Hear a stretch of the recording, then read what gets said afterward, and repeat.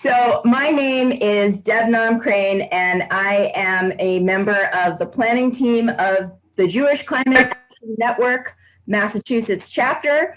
And I want to thank all of you for coming, and I want to thank all of our partners and speakers tonight. Just wanted to explain a little bit about why Jewish Climate Action Network is engaging in this work at all. And long story short, some of the activities that we did this summer included a film series and a discussion. One of the films that we showed was Hometown Habitat by Catherine Zimmerman, fantastic film, and all of us were taken by this program that we saw from the National Wildlife Federation, Sacred Grounds. And we thought that that was just absolutely perfect and for what we're trying to do, which is to talk about the ways in which we can use carbon in the soil, the carbon sequestering properties of the soil, frankly, to help mitigate climate change. We're a little bit past the point where we can just cut emissions, unfortunately. So we have to throw everything at it. And as far as I'm concerned, it's easier to work with the properties of soil than to wait for some magical technology that's going to otherwise scrub carbon dioxide out of the air. So, and one of the things that we know, we might talk a little bit about that tonight, is that healthier soils will sequester more carbon, and soils that have native plants in them as well as host native fauna happen to be healthier. So that's kind of the JCAN side of why we're engaging in this work. We'll talk a little bit more about JCAN as we go. I wanted to give one of our partners, Reverend Vernon Walker from CREW, Communities Responding to Extreme Weather, a chance to talk a little bit about why they decided to get involved with this. Yes, good evening, everyone. I'm hippopotamus glad and elephant happy to see you all on tonight, wherever you are, in spite of the circumstances we find ourselves in. I am eagle proud to see you all in virtual land. So I am here representing the communities responding to extreme weather, and we have a wonderful working relationship with the Jewish Climate Action Network. And simply put, a lot of what we do is prepare people in an equitable and inclusive way, communities. And we prepare communities in an equitable and inclusive way for extreme weather that comes as a result of climate change, such as extended heat waves, floods, things of that nature. And, we jumped at the opportunity to partner with JCAN because we know that JCAN is doing such tremendous work with Rabbi Allen and Deb and so many others that are doing phenomenal work. And it's incumbent upon faith communities to and people of faith to care for the earth. And we'll get into that a little bit later, but I think what the world needs is more love. And we know that hate cannot drive out hate, only love can do that. And we know that darkness cannot drive out darkness, only light can do that, as Dr. King said. He so eloquently put it. And I think Sacred Grounds with the National Wildlife Foundation is an opportunity for houses of worship to demonstrate and exemplify love and welcoming the stranger to the sacred grounds, if you will. So anyway, we're glad to be here. I realize and recognize we have people all across the country. So again, we are just hippopotamus glad to see you on tonight. And I'm going to put a pin right here. And that's our website right here. And again, I'm happy to be joined by such a esteemed panel and folks who are knee deep into social justice work. So I'm really delighted to be a part of this conversation. Thank you, Vernon. And so Crew and Vernon have been with us since the beginning of this planning process, but we have a couple of other people who are going to be talking tonight, and that includes Rabbi Katie Allen, our fearless leader, Reverend Betsy Sowers from the Old Cambridge Baptist Church. We'll hear from Vernon again. And we are also going to hear from Dr. Manya Holland, who works at the National Wildlife Federation on sacred grounds and is the director of education. And finally, we will also hear from Jean Devine and possibly Barbara Passero from Meadowscaping for Biodiversity, who will talk about some of the work that they've been doing in this space since, something like 2014 and right around here. And before we close, we're going to talk, we assume that all of you are here because you're kind of interested in maybe bringing some native plants to your congregations. And because all of us have been part of congregations, we understand that sometimes changing anything is a little bit of an uphill battle at first. So we're going to talk through some of the barriers that some of you are going to encounter or might have encountered before. So with that, I am going to turn it over to our faith leaders, starting with Rabbi Katie Allen. Well, thank you very much. And thank you for that introduction. And I'm looking forward to this whole conversation. So I am delighted now to be, and if you want to set up so we can see the three members of the panel right now, that would be great. Myself, Reverend Betsy Sowers and Reverend Vernon Walker, and the three of us are going to share a little bit of conversation. So I'm going to start that conversation out because the question is, how does our faith prompt us to support native habitat building and restoration in particular, but in general, this is about our connection to the natural world, about our connection to the creation.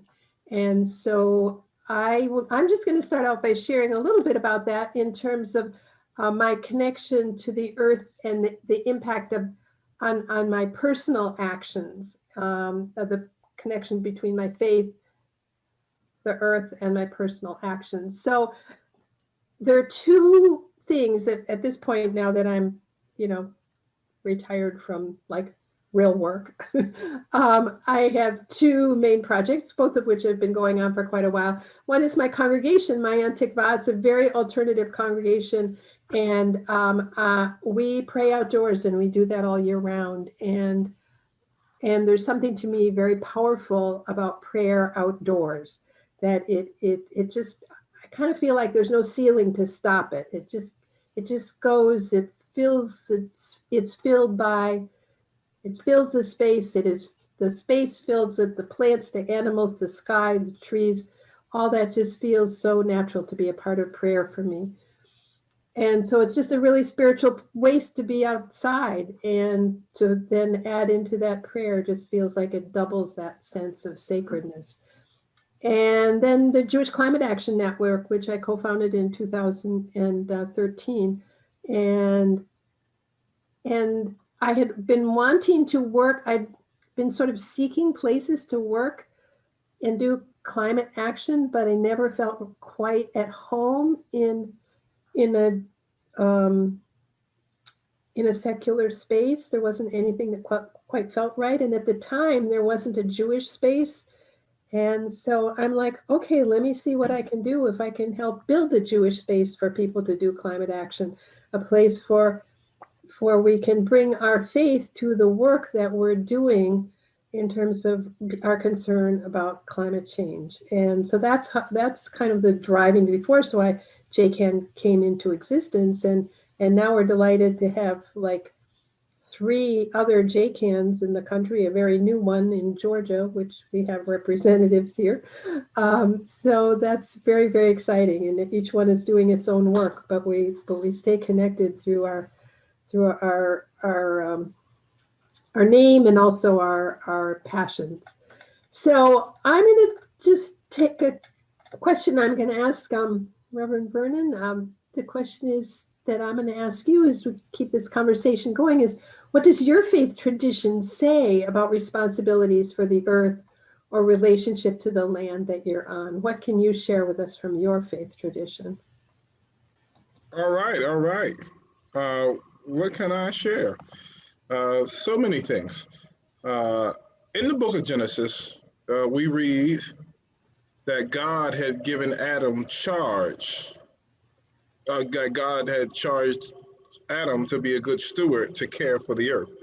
Genesis 2:15. The Hebrew and Christian scriptures are clear. The earth was created by God and belongs to God. In Psalms 24:1, we read, "The earth is the Lord, and everything in it, and the world and those who live in it." As a result of in Christian theology, we understand that there was a transgression between Adam and eating of the forbidden fruit, which resulted in what we refer to as sin. As a result of the fall, and also it's called the fall, we face many environmental problems, such as pollution, extinction, deforestation, because of the curse. And again, the curse comes because Adam disobeyed a command and he ate of the fruit of the forbidden fruit, from the tree of the knowledge of good and evil. So we understand that when Adam sinned, the ground was cursed. Genesis 3:17. And the whole creation groaneth to now. Jump into Romans 8:20-22. Because of sin, we are no longer to tend and keep creation as it was intended. Our stewardship is distorted by selfishness, greed, apathy, or sometimes just downright laziness. This is not a sin against the planet, as many believe, but a sin against the Creator. When Christians view Christ as the focus of life, we should desire to care for the creation as we fulfill our mandate from the Creator.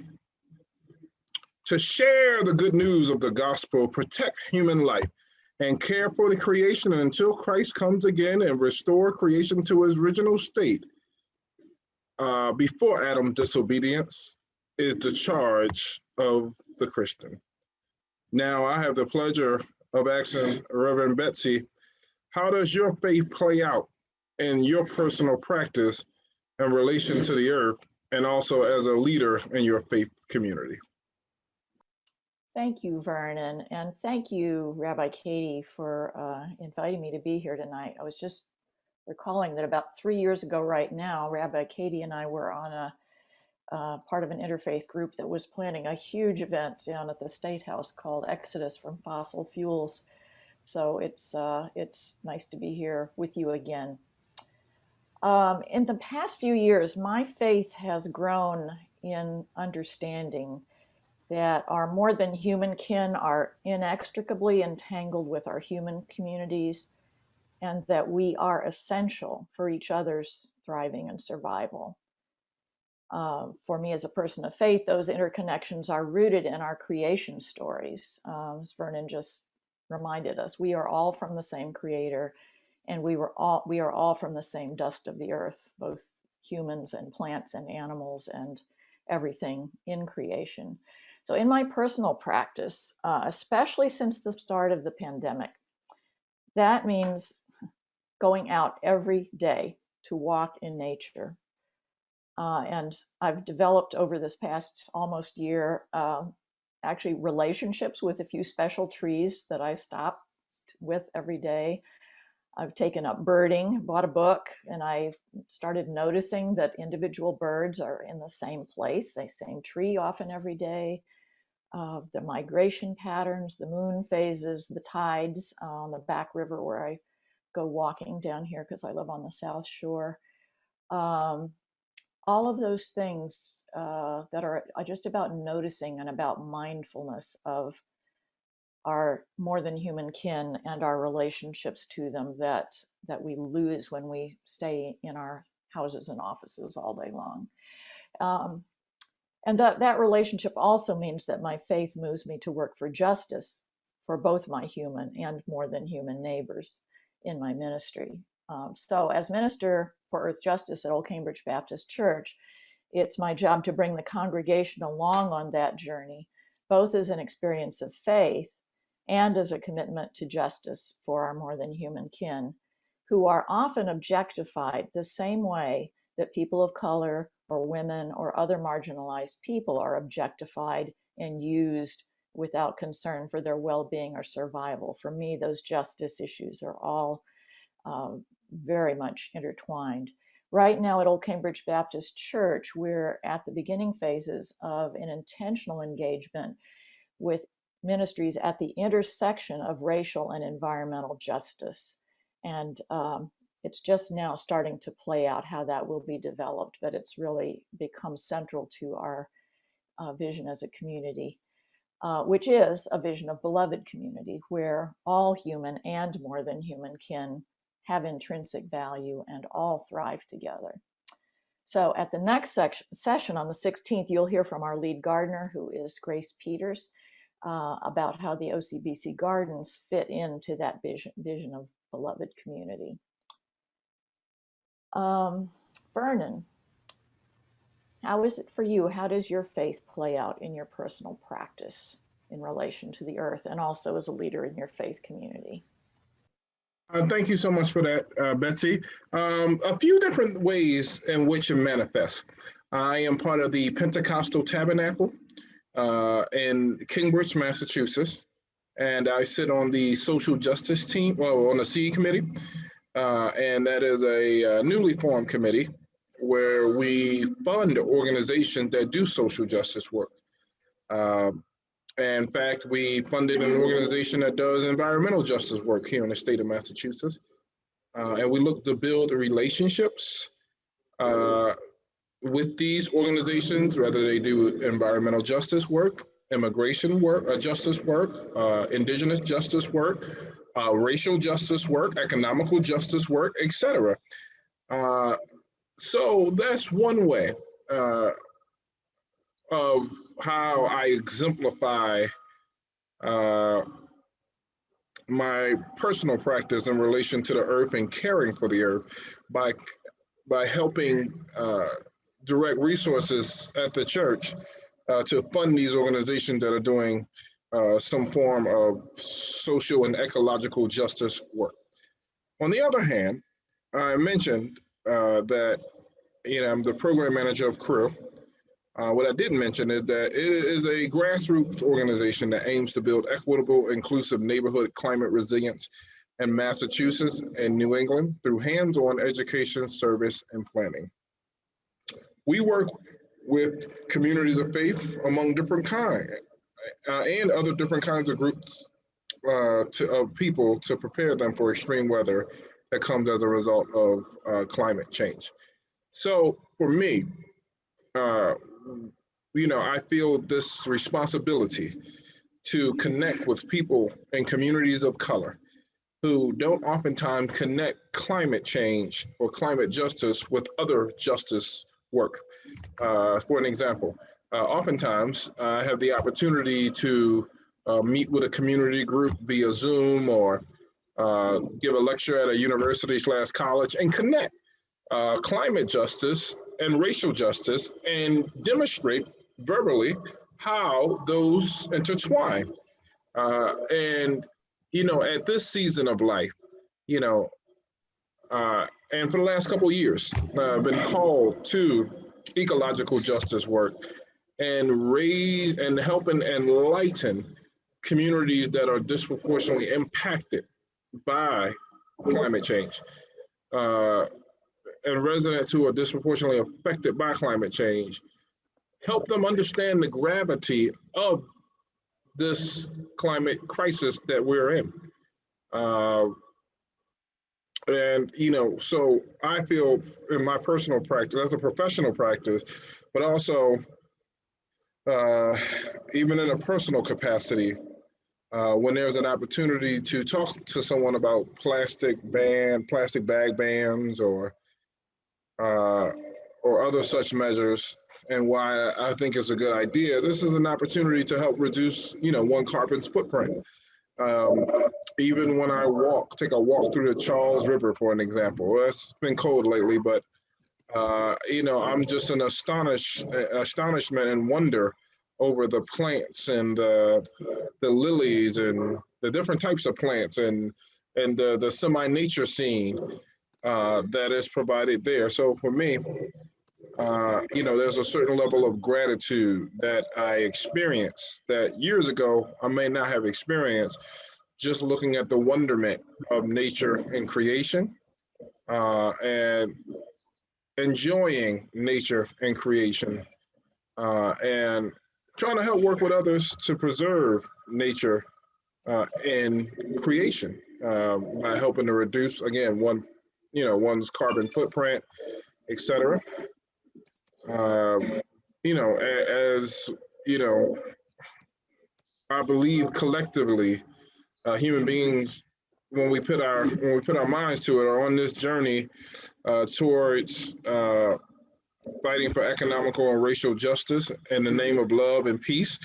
But helping build the beloved community doesn't roll in on the wheels of osmosis. It doesn't roll in rather on the wheels of inevitability, and it doesn't come through osmosis. But it only really comes when people are intentional about connecting and bridging the gap, bridging the divide, and connecting to understand that the climate crisis is bigger than what we can imagine. But if we do our part together, we can help slow this down.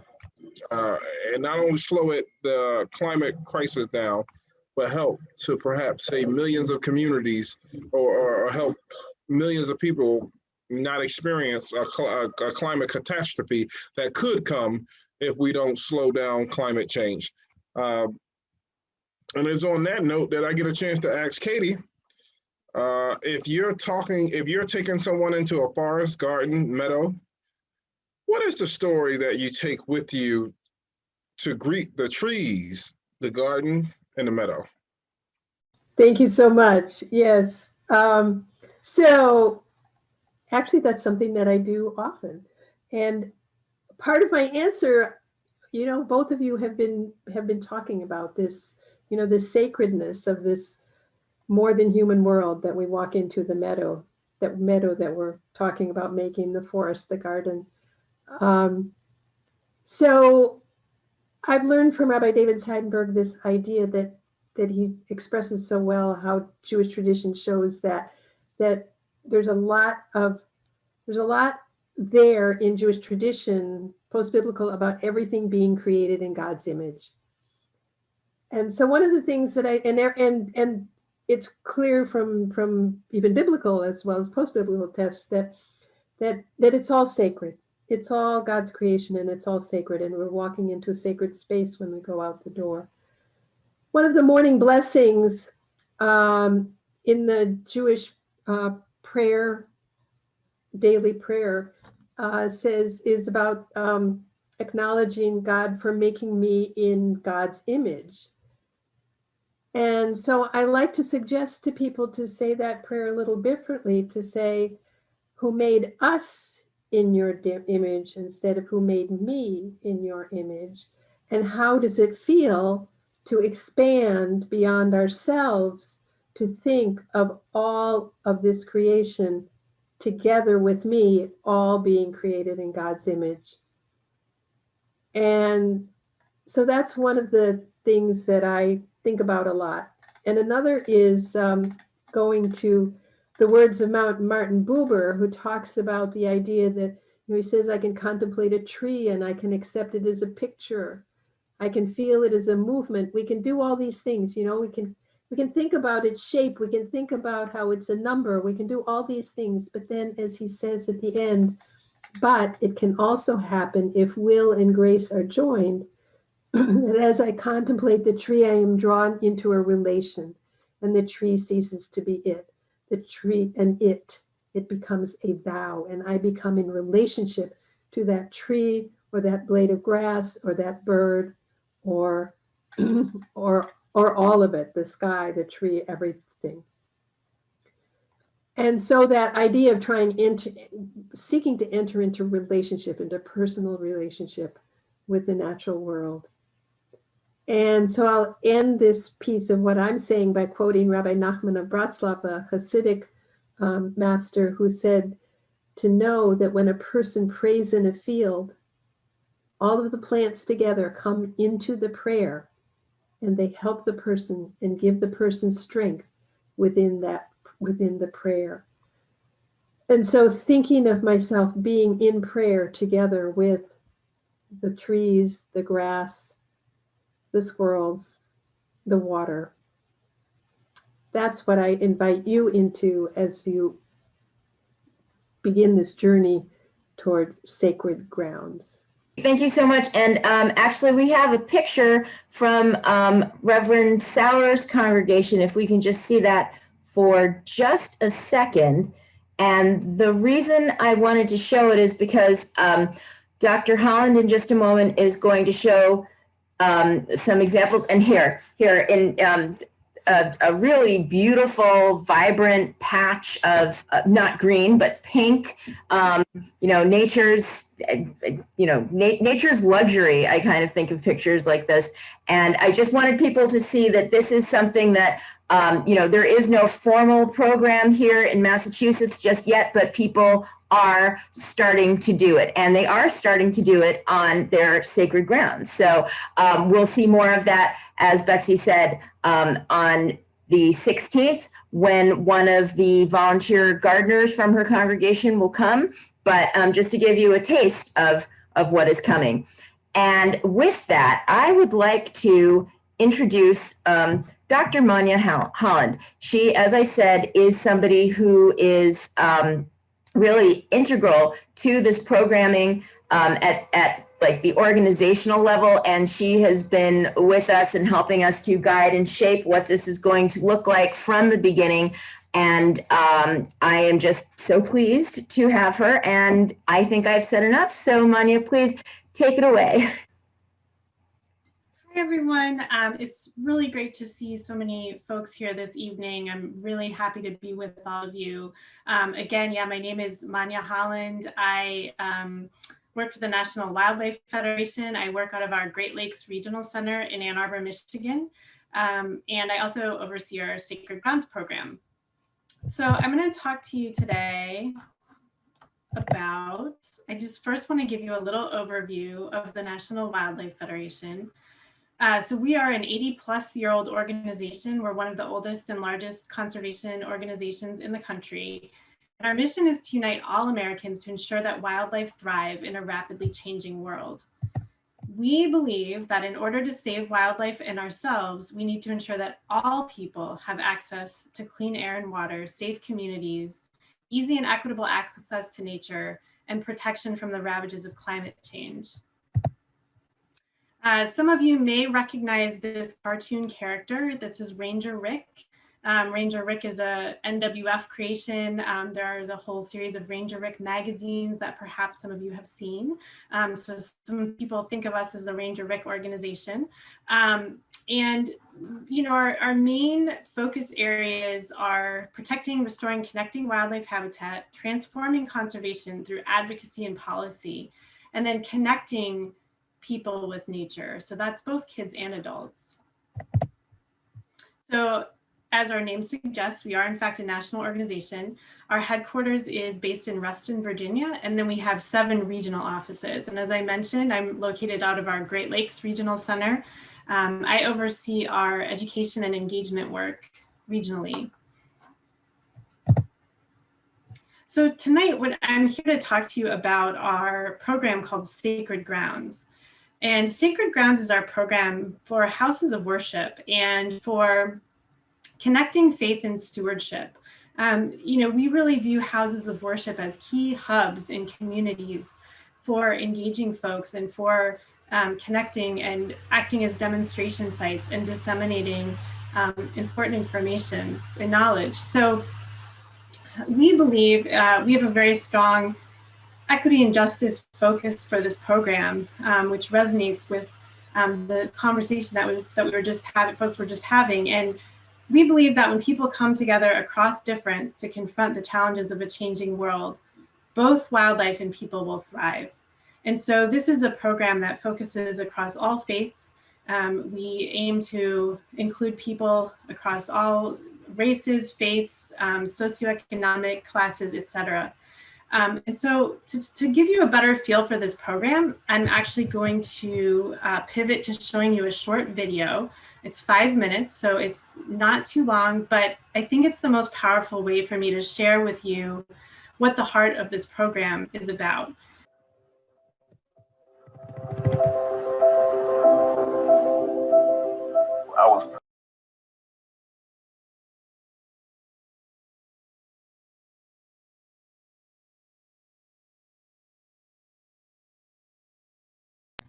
There's no sound, Manya.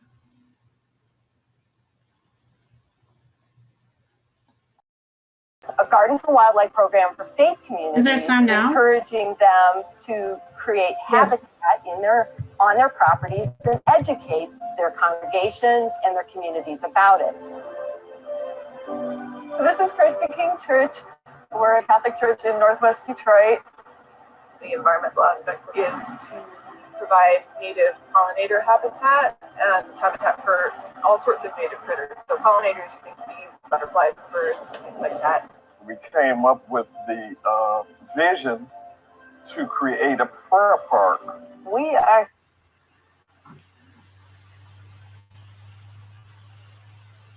sitting right in the middle of a sacred ground space that we call our community prayer park. We filled out this application for these free flowers, unknowing that we were applying to sacred ground. And that's how we were able to actually get our plants and get them planted.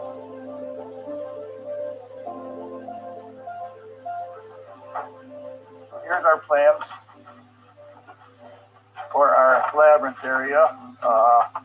We've been working with National Wildlife Federation, but we'd like to do this in the fall, and then hopefully in the spring rearrange these grasses and this area over here.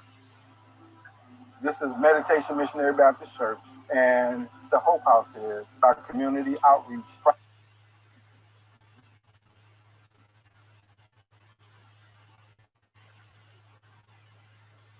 project. What we're doing is we're clearing out up to this point, and we're gonna dig it out all the way down, probably 100 and 150 feet, and plant all of our flowers. The idea is there's basic tenets. You have to reach beyond your faith community into the community at large and encourage them to participate in these best practices. If we want to continue to exist in an environment that's good for us and healthy for humans, then we need to make it healthy for the other species that we share space with as well.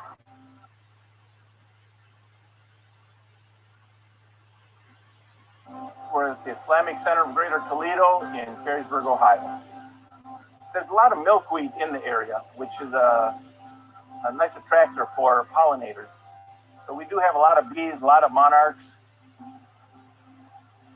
We're going to move these grasses around in more of like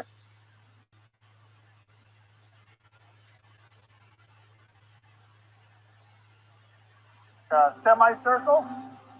So, and then you come to the path and you'll have another bench or so, and you'll be able to sit here and relax. This space is where we're going to be doing the Sacred Grounds project. The rain garden will be good because it'll gather the stormwater from our downspouts, and it'll also provide habitat for native pollinators. Sacred Grounds have really stepped up to the plate and showed their commitment not just to nature, but to the community in providing the funding that is needed to complete this project. I teach about a variety of things, but this is one of my favorite because it's so rare when your spiritual path, your academic interest, and your vocation collide. And that's exactly what Sacred Grounds is to me.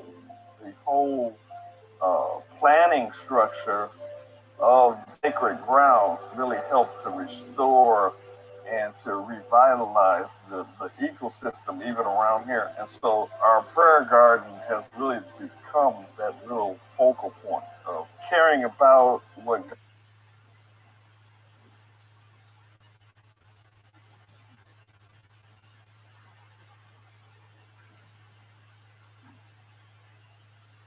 God has put in our hands. In Islam, the environment is an important part of the religion. God created this earth for us, and we're supposed to take care of it. I had a lot of interconnections with other denominations, and it was great. It was very enlightening. We crossed borders on faith and religions, and it was very open and refreshing. I'm just so thankful to the National Wildlife Federation. They had the thought to put faith communities in as a sector of our community that could touch lives, because we do touch lives. I mean, that's why we're here. We're here to serve others. The entry to the prayer park, those steps you walk up, it was the entryway into a drug house. I'm a retired police sergeant. I've frequented that house in my day of policing. When they finally boarded it up, that's when we moved in. So before, when I walked up those steps, it was a sense of rage, a sense of sadness. And now when I walk up those steps, it's a sense of peace, restoration, and hope. Other people come ask me, how can I do this on my street? And so it's catching on. I realize that this thing is bigger than me.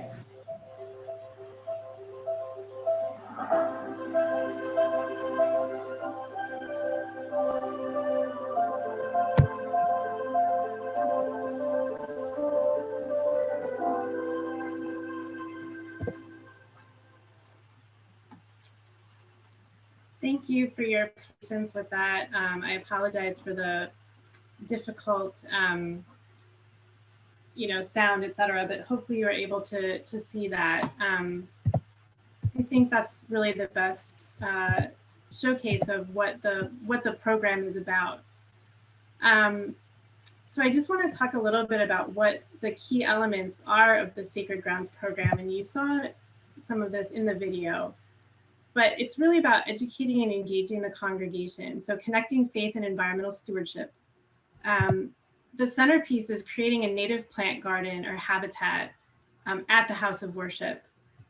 And then third is engaging the broader community. So reaching out beyond the congregation to engage folks in this work and in caring for the environment and people.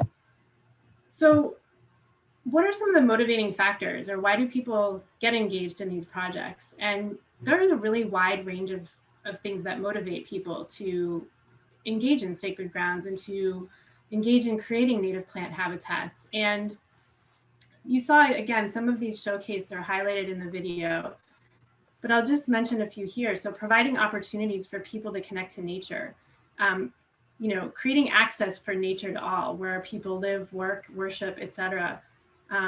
As we know that access is not even across communities.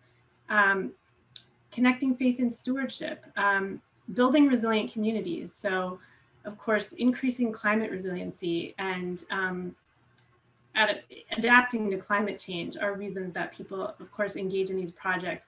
Reducing costs. So there's actually can be economic reasons that folks participate. In certain communities with a high stormwater rate, sometimes there are credits given for these sorts of green infrastructure projects that can really help to reduce cost. Creating a safe, peaceful space in a neighborhood for prayer and reflection. And then increasing wildlife habitat, increasing habitat for pollinators, for example. So we've been talking about native plants, and I just want to quickly mention what is a native plant. So a native plant is a species that naturally evolved in a given region over thousands of years and thrives in the natural soils, precipitation, weather, and climate of that region. So native plants and native wildlife rely on each other for survival. And why do we focus so much on native plants? Well, in part for what I just mentioned, that native wildlife depend on those plants, and that ornamental plants are not always a good substitute for native plants, that they don't support wildlife in the same way. So native plants provide more opportunity for people to connect to nature, even in very urban environments. And I'll speak more to that in a minute. Reduce local flooding. So rain gardens, for example, with native plants in them can really help to reduce localized flooding, basement flooding, etc. I'll speak more to that in a minute. And of course, as everyone knows, the flooding and local flooding is increasing as a result of climate. So this is also a form of adapting to climate change. Improving quality of life. There are so many benefits to physical and mental health of connecting to nature. And more studies show that all the time. Improving water quality, again, through rain gardens, or even just through the filtration that happens through the deep roots of the native plants, can really help to trap some of the toxins that might be running off the land and prevent them from going into our waterways. Increasing pollinator habitat. Pollinators are critical for food for the wildlife, but also for our food as well. They're very critical for that. Beautification is another reason.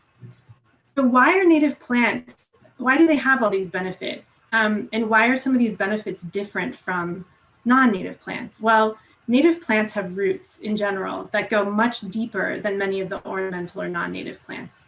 So this diagram here, you'll see the roots go actually 15 to 20 feet into the ground in some cases.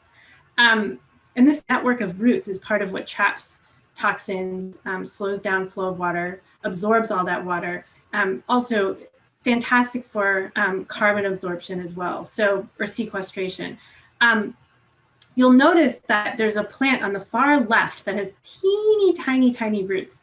That is one of our more common turf grasses. And so you can see that turf grass really cannot perform all these functions that I just described.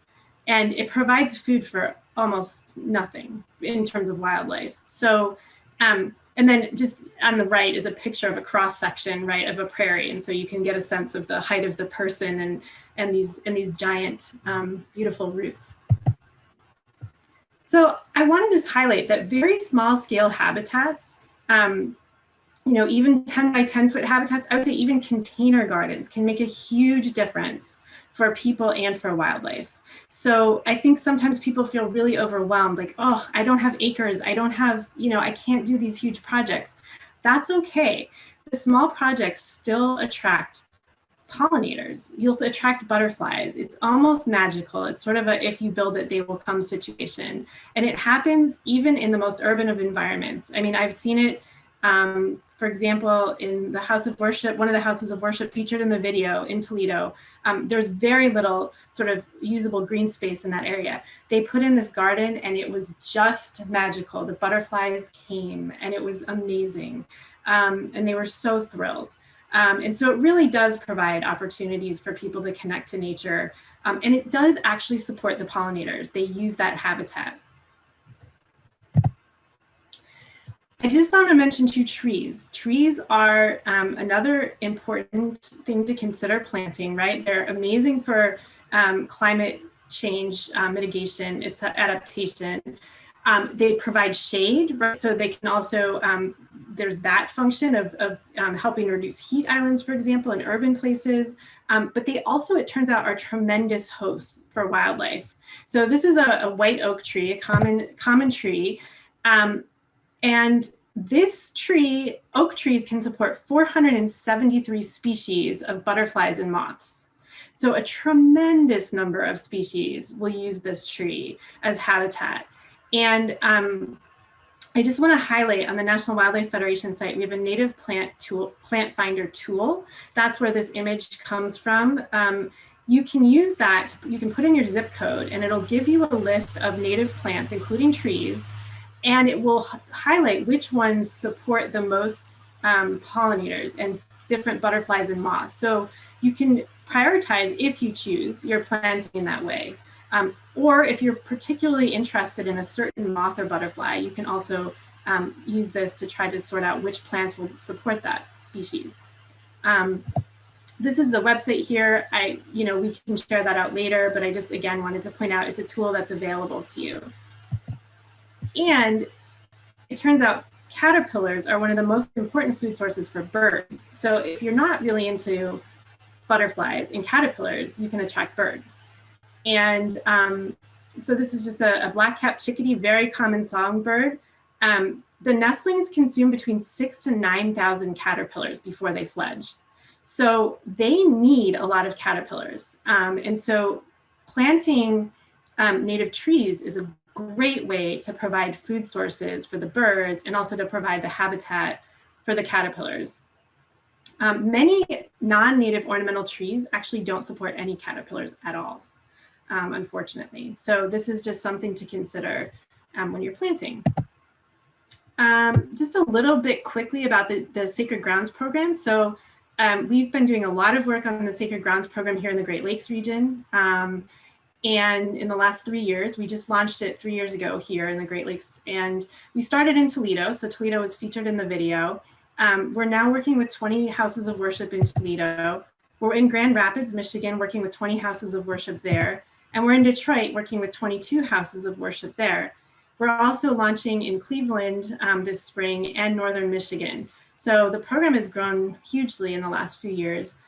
You'll see too listed here are numbers of residences. So part of our effort to build this large network of folks who are installing native plant gardens and have the technical knowledge to do so is that we, as part of helping the congregations reach out to the broader community, they will host workshops for the general public that we help support.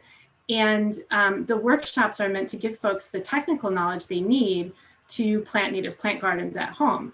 So the garden at the house of worship serves as a demonstration site for the broader community learning to install their own garden. And at these workshops, we then distribute $50 native plant vouchers to local nursery. And so people have the tools and the resources to start their own gardens at home.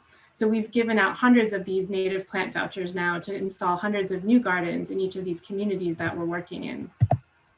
We also have houses of worship in Baltimore and Maryland and soon Texas. So the program is sort of taking off and spreading across the country. Just very quickly, a couple of examples I wanted to highlight. You saw some in the video. This is another one from Toledo. This is a house of worship that had tremendous local flooding, basement flooding issues, really, and flooding of the water that was running off the roof into the street, and then flooding in the street and the stormwater, overflow, et cetera. So we helped them to install this large rain garden. And they also, by the way, had a sump pump that was running 24 hours a day, every single day of the year. We helped with this rain garden. They no longer have to run their sump pump at all. And it stopped the flooding into the street. This is a picture of the garden right after a rain. So this actually soaked in within 24 hours. And then here is a picture of the garden today, well, last year. And it's really pretty. It's not only doing a tremendous function, it's reducing their energy bill, it's reducing energy uses. It's a beautiful space and it's reducing local flooding all in one site. So that's a great project that I like to highlight. Also, here is a fun project. This one is going to be planted this spring.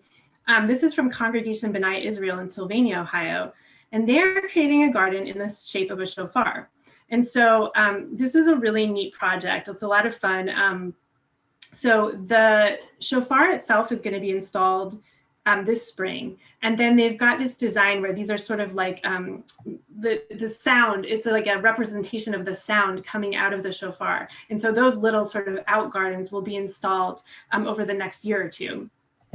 And here's a lovely picture that they sent me of the design for their project with, this is in summer. So they're actually doing this for each season to see what color flowers they'll have, and sort of looking at their layout for the garden, they can look at the change of the colors over different seasons. So this is a representation of summer for this garden. So I will leave it there. I don't think we have time for questions right now, but I'm happy to answer any questions later if we have time, and or you're welcome to reach out to me via email too. So thank you so much. Thank you, Manya. And I'm going to ask you to put your email in the chat since I don't seem to be able to copy things correctly tonight. So yes, no, that is gorgeous. And as Rabbi Allen pointed out, also soon to be in the Boston area. So we'll talk a little bit about that when we get to the next steps portion. And you know what? I'm just trying to hold myself back and not geek out about like the water retention capacity of natives, because it's just, that's one of the coolest things about what natives can do. So I'm just going to step away from that. I'm going to let someone who is a little more versed in these things than I am talk about some of the ways in which, a few of the ways in which native plants contribute to positive climate change, or change back, if you were.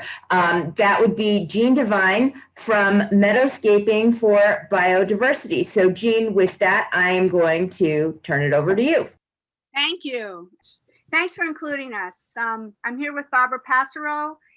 She and I co-founded Meadowscaping for Biodiversity in 2014. And when we did it, when we came together, our main concern was to expose youth to nature, to get them outside, to benefit from what nature gives them, because so many kids were left inside with their computers. But also, if you can benefit from nature and learn how to appreciate nature, you can learn how to help nature down the road. So these were our budding stewards. But the other thing we wanted to address, because we are aware of it, was the loss of biodiversity.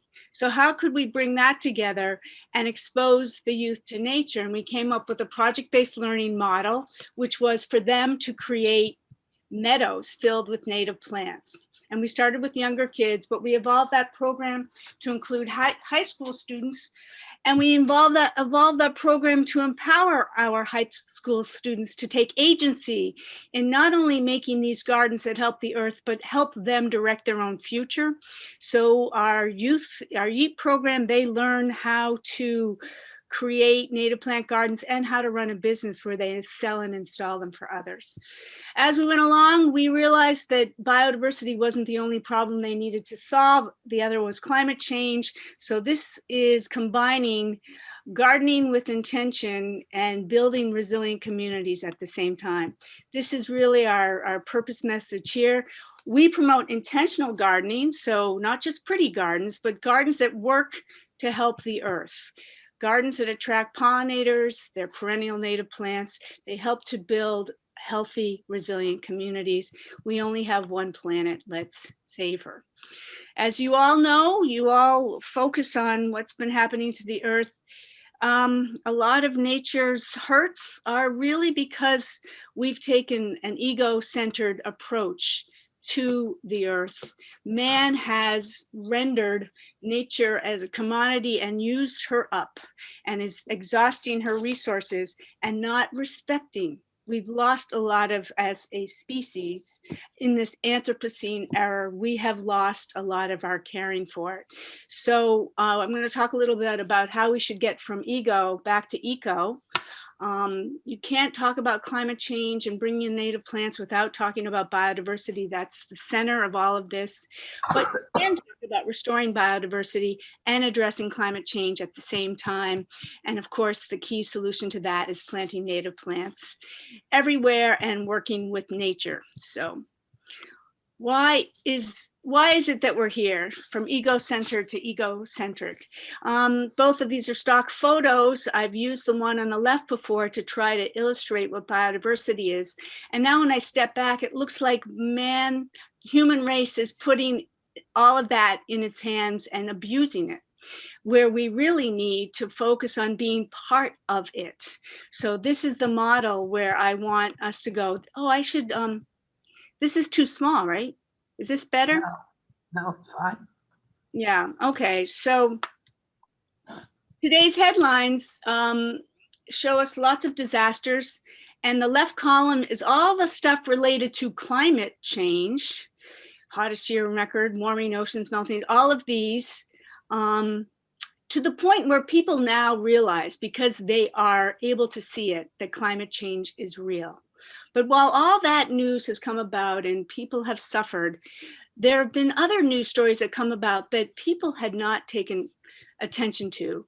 The huge article in the New York Times 2 years ago, Insect Apocalypse, you know, how we've killed off insects, 50% of insects in the earth.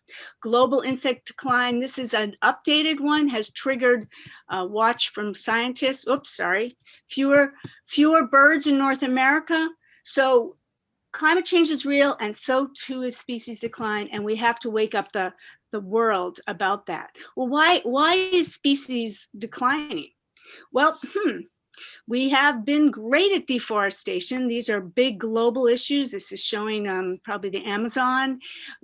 We need to create a better farm. Let's take more trees because we've destroyed our soil in the process of our industrial agriculture. Well, no, you don't have to do that, but we've been doing that in leaps and bounds. And of course, everyone has decided, industry convinced us that we needed chemicals to grow our plants.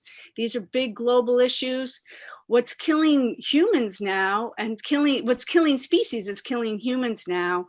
All these factors are what man has rendered to the earth: pollution, garbage, stormwater runoff.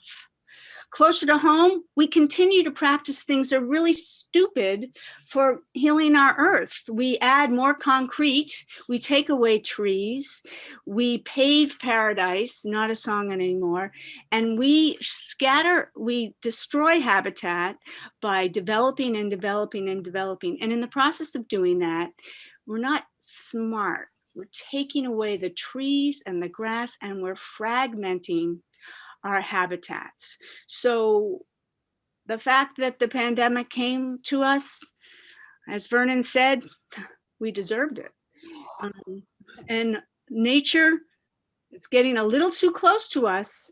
Well, we need to respect it and be living with it. So in our urban cores, in our suburban cores, in our country, in our globe, we all have to help nature. There's not enough national parks. If anyone knows Doug Tallamy, there are golf courses. There aren't enough places set aside for nature. We have to set more aside, and we have to do it in our own backyard. People who want a garden, if you have a traditional approach to it, then your landscapes are not functional, they're not intentional, they're hurting nature. This is turf grass that's been fed with chemicals and water for years and years and years to achieve that emerald green look. These are invasives that have been introduced because someone thought it was a great idea to introduce an ornamental plant, but there was no one eating it, and it grew and grew and grew. The vines strangled the trees, and they took away what was an area that natives could grow, and then we plant little annuals. All of these are landscaping practices that aren't helping, but all of us can practice landscaping that will. So why is biodiversity loss a big deal? I'll race through this. Most of you know that it's the variability of all life, and it shows itself in local ecosystems. It shows itself in different species, and within each species, the genetic diversity. The more you have of all of those, the healthier your whole fabric system is. Biodiversity pollinates, supports our food, our medicines. It gives us, as Manya was saying, these ecosystem services: fresh air, clean water, healthy soil, raw material. And it is through biodiversity that we build resilience. It's truly the heart of life. Another way to show it is, and this is what we teach our students, that it's the interconnected web of life. If you take away some of these connections, you take away one, you might be able to survive. You take away two different species, you are fraying the fabric of this web, and you end up with very few species. Goodbye carrier pigeon, hello urban pigeon. That you end up losing a lot of what makes this system hum. Closer, why do native plants matter? Because native plants are the producers. That's in our food chain, and the consumers of the food. I should put in the main person of, we're trying to save the pollinators. Without pollinators, you don't have plants. Anyway, this is more than you need here, but native plants restore biodiversity because they support the food web. They support the pollinators, who in turn are eaten by the birds, who in turn are eaten by the predators up the food web. But as Zamania was saying, native plants need native pollinators, and native pollinators need native plants, and not all native plants are treated equally. Certain ones are for the specialist pollinators. Everyone knows the story of the monarch that needs the milkweed to lay its eggs on. That plant is a larval host plant for the monarch. The oak tree is a larval host plant for over 500 types of butterfly and moth. The bergamot here, wild bergamot, is supplying pollen to a certain bumblebee that needs that pollen to feed its babies. So that bee will go around to a lot of different plants, get some nectar and pollen, but it's looking for a specific pollen. And then of course, the hummingbird is the wise bird that knows red plants have more nectar because a lot of insects cannot see it.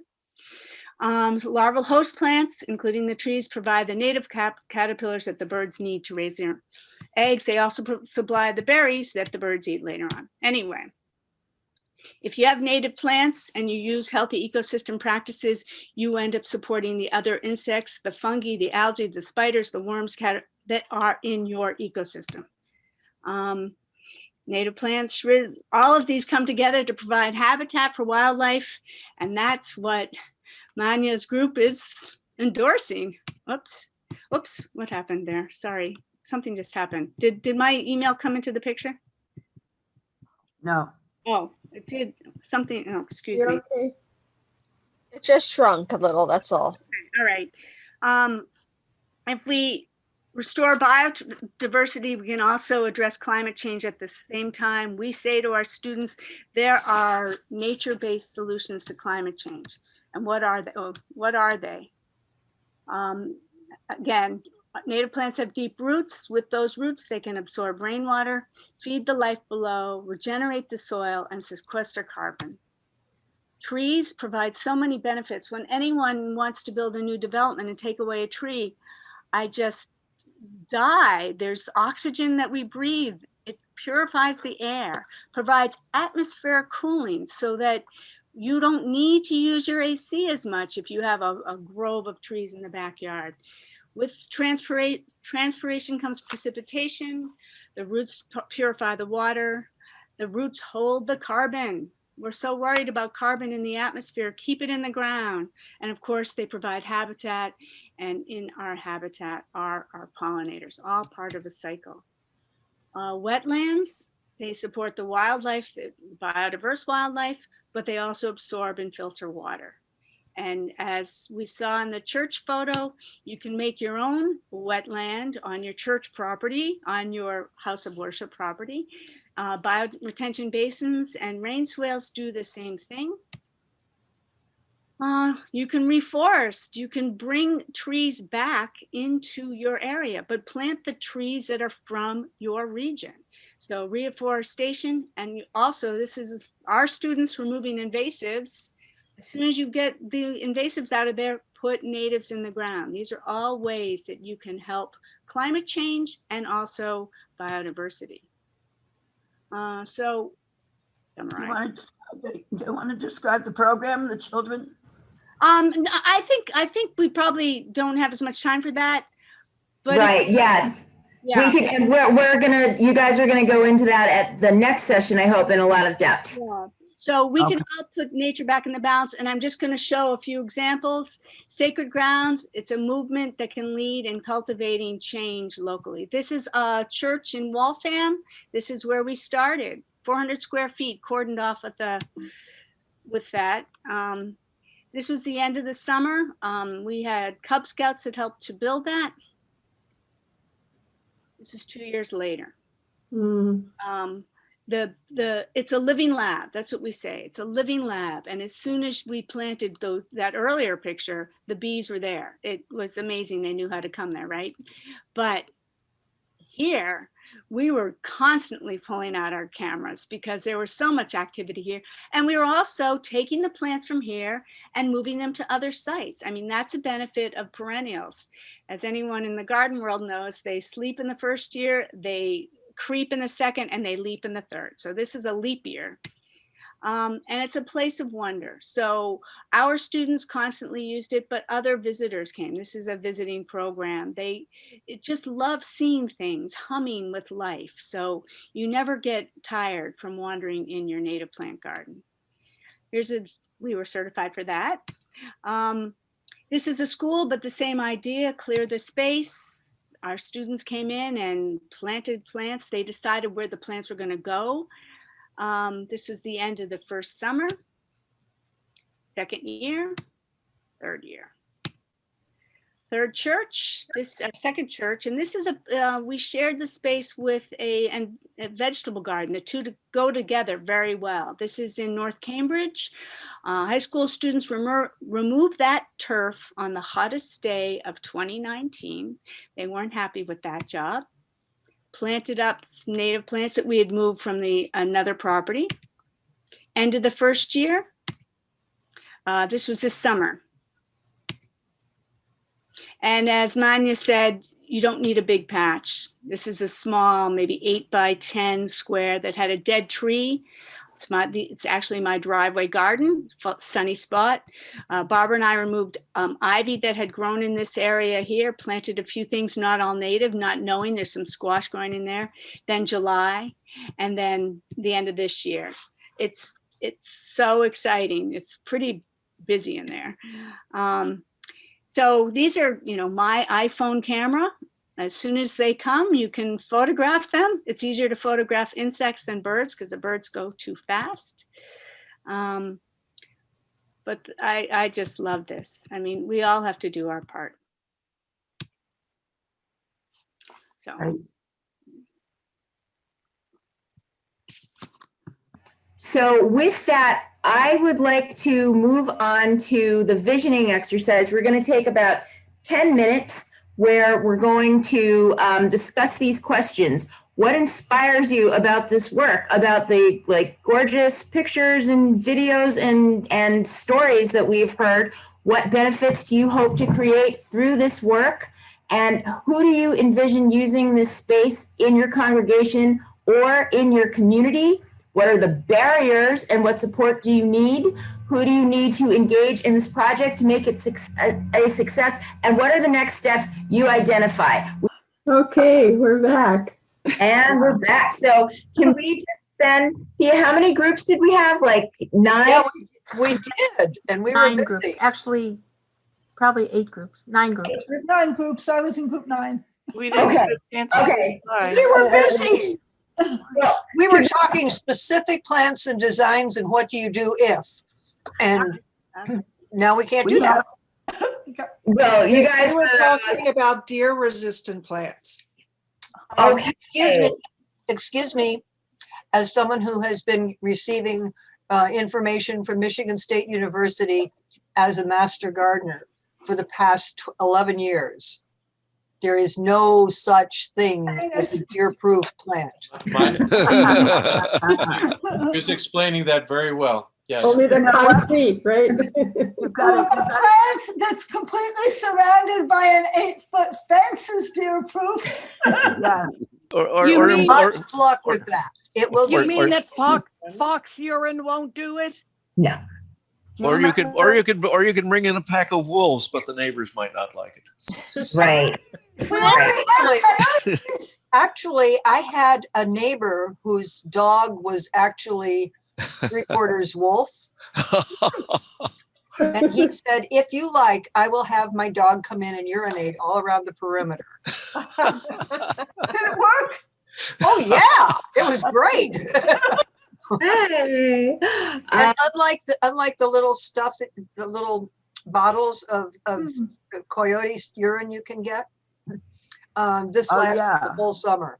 We're for free. It sounds like things got pretty, people got going here, huh? A lot of excitement. Well, I just wanted to take a minute to, we're running a little bit short on time. I just wanted to see what did people identify as potential barriers to getting something like this done in your congregation, at your congregation? Oh, I forgot about the questions. So there was, let's see, I'm sorry, I don't remember your name. There was Support and funding. Who was the woman in the group from Connecticut with me? Sorry, I don't remember your name. Anyway, her issue was that a lot of people are elderly and getting the work done was the issue there. And I was afraid it was probably a little too far to send the kids from Meadowscaping over there, but yeah. to Old Lyme, Connecticut, but which would have been the great solution. But anyway, that was the barrier that was mentioned. I'd love to bring the group to Connecticut. I would love Connecticut to have its own group. I would love. There's a job for you Meadowscaping folks. You can get that going for those folks in Old Lyme, Connecticut. I would love to visit and show them what to do if we found a group. I don't know how you find a group. You'd have to find a temple or a church or something. Yeah. Can you collaborate with a local school? A school, we have schools. Yeah. So I'm saying for that person in Connecticut worried about an elderly congregation, can one collaborate with a local school? Yeah, I think that's a great idea. A private school, because I know public schools will have restrictions about collaborating with the religious organization. But what about I'm assuming that a private school or an after-school program should be fine, or scouts or. No, Scouts are good. Boy Scouts are a good source of energy. So I am going to invite people to share some of their thoughts about that in the chat. I want to be respectful of everyone's time and just move on to our closing material. But we are going to send you guys emails about this. We're going to send you a follow-up material. And if people want to stay in touch to continue the conversation with each other, let us know, and we will be happy to set something up for that. So thank you for coming to this first session. And now the question is, now what? Where do we go from here? More of the same. Well, we can let's start with a couple of things. So we have some resources. Just this is just scratching the surface. So service providers, I will send you guys a link with this information. It's Jean just put the URL there, but actually, Thea, could we go back just one slide? Sorry, thank you. So Meadowscaping for Biodiversity, a gardener I know, a landscaper I know in my area, which is Boston Spirited Gardens. I will send you her information. She's doing a lot with this. If you have a larger site and you want to get into permaculture, the Boston Food Forest Coalition, the Wild Ones, which I believe do a lot of work on the South Shore, among other places. See, Louise, I got that in. And as far as tools, we did talk a little bit about the native plant finder that is used by the National Wildlife Federation, and their orientation is wildlife, which is great. Then we have another one, Go Botany, by the Native Plant Trust, as well as the Garden Plant Finder. And they have, not that they aren't in favor of wildlife, but their orientation is a little bit different. So it's good to get a feel for both tools and consult both of them when you start looking at plants you want to buy. And speaking of plants you want to buy, I hope that is the next slide. Yay. Okay, so there are two places that I know of off the top of my head. If you guys know others, please feel free to share. City Natives, which is run by the trustees, which is the organization that does most of the community gardens in Massachusetts, as well as the Native Plant Trust, and actually also Meadowscaping sells plants as well. Deb, is the trustees, is that the trustees of reservations? Is that they used to be called that, but now they okay. And Native Plant Trust used to be called the New England Wildflower Society, which ran Garden in the Woods, right? Yes, correct. Correct. And then last but not least, I think this is last, I think books, yay. So many of you, it seems, are familiar with Doug Tallamy's work. His latest book, Nature's Best Hope, talks a lot about why and talks about some of the keystone species that we should use, and then a more specific book for New England, Native Plants for New England Gardens by Mark Richardson and Dan Jaffe. I've heard Dan Jaffe speak. He is fantastic. And so let's talk about next steps. So your next step, all of you, the next step you are going to commit is you are coming to the second session, February 16th. We will send you the registration info if you haven't already done it. We will answer questions about what do I plant, where can I find plants, and who can help me. Neela DeZoysa, who is one of our participants today, she has a fabulous, thorough, very informative presentation. I think you guys will be blown away. The next thing you can do is start work towards becoming a Sacred Ground certified site. Again, we'll send you these URLs, but you can start registering your congregation, and then you can also download the actions checklist. And we have, JCAN has a couple of events coming up. Sorry?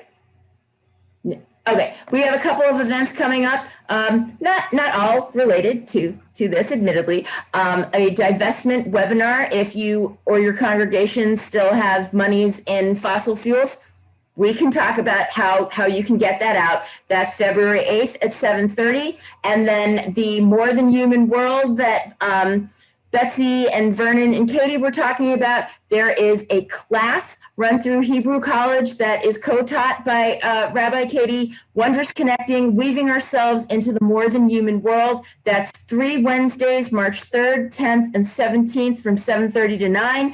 And last but not least, our 3rd Jewish Climate Change Conference, Everything is Connected, April 25th. Be there or be square, and we are totally talking about biodiversity there, as well as racism, youth, and action. And that's what we've got. So I want to thank all of our speakers, Rabbi Allen, Reverend Sowers, Reverend Walker, Dr. Holland, Jean, and Barbara for coming. Thank you so much. Thank you for making this program a reality. I want to thank all of you for coming. Again, expect emails, and would love to see all of you on the 16th. I am putting my email in. I just want to thank you all also for coming. We hope you're able to join us again in 2 weeks for the continuation of this. Feel free to stay in touch with JCAN. Thank you, Deb, for everything that went into putting this together. Fabulous. Thank you.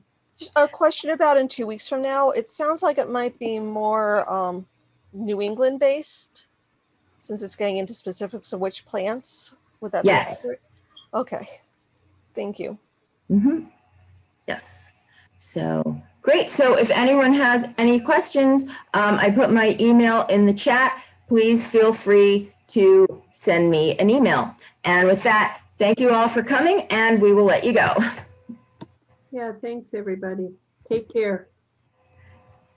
Thank you. Thank you. Y'all have a wonderful night. You too. Thank you.